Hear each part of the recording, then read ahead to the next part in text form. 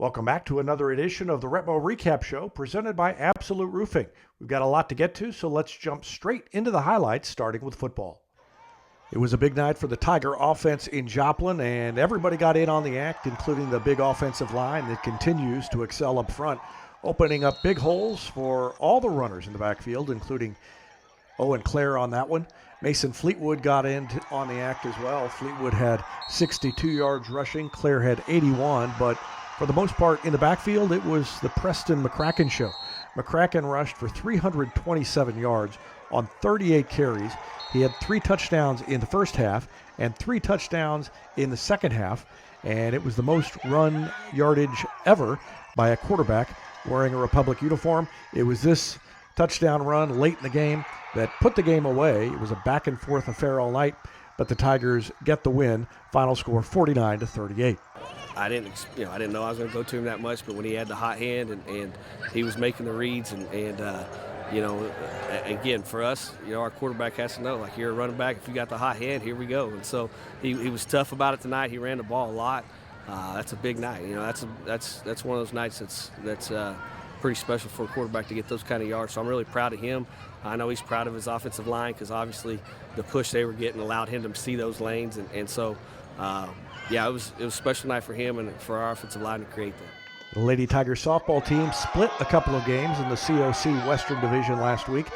On Thursday, they dropped a 3-0 decision at Neosho, but before that, on Tuesday, they slugged 4 home runs. The first one by Addie Brown, and then Annabelle Gerhardt-Hobbs stepped up and hit one over the right center field fence. That was the second home run of the night. Addison Walker got in on the act a little bit later. Hers was a solo shot as well. That was 3 home runs. The Lady Tigers led late, and Webb City challenged, but it was this 2-run homer by Sammy Watson over the center field fence that ended up providing the decisive runs as the Lady Tigers beat Webb City 5-3, first time in 6 years they'd beaten the Lady Cardinals. The tennis team recognized its seniors with a senior night sweep of Webb City. Final score in that one was 9-0, and before the match, as the 12 seniors were honored, Coach David Smashy praised their contribution to the program. All contributed to our program. Really, they've been part of the growth numerically of our culture, of our group, but also culturally. We become, I think, a more dynamic, and we have more athletes, and we're learning to play tennis faster and better than ever. The soccer team split its 2 matches last week, falling at home against Waynesville in overtime 2-1 before rebounding against Lebanon. They got on the board against the Yellow Jackets on this goal by Isaac Vermeulen about midway through the first half, a corner kick by Will Pinnell. After Lebanon tied it up in the second half, Diego Zuniga breaks through, and a great through ball played by Elijah Peary finds him on the run. He knocks it into the left side of the net. That made it 2-1.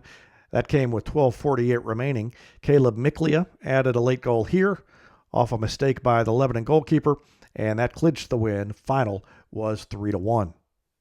The girls' golf team posted one of its best recent team performances at the Willard Invitational last week. They secured 3rd place with a team score of 404. They had 2 medalists. Izzy Benson led Republic with an 88. She finished 5th overall. Jenna Smith not far behind, following closely with a score of 90. She was 6th. Now it's time to check in on our Tiger Triple Take presented by State Farm agent Sarah Rader. This week we talked to C.J. Ewell. Any superpower to use on a football field, what would it be? I'd want super strength, so it'd be easier to drive people back and catch balls over people. Do you have any superstitions or routines? Before every game, I go to Dollar General and I get a package of dark chocolate covered peanuts, and then I go over to Come and Go and get a Dr. Pepper slushie. And I always wear the same socks. I guess I'd combine the 2 sports I play, football and basketball.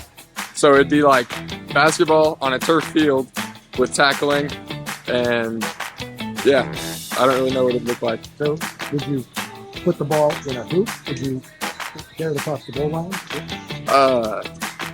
Yeah, throw it through maybe a narrower goalpost. All right, good idea.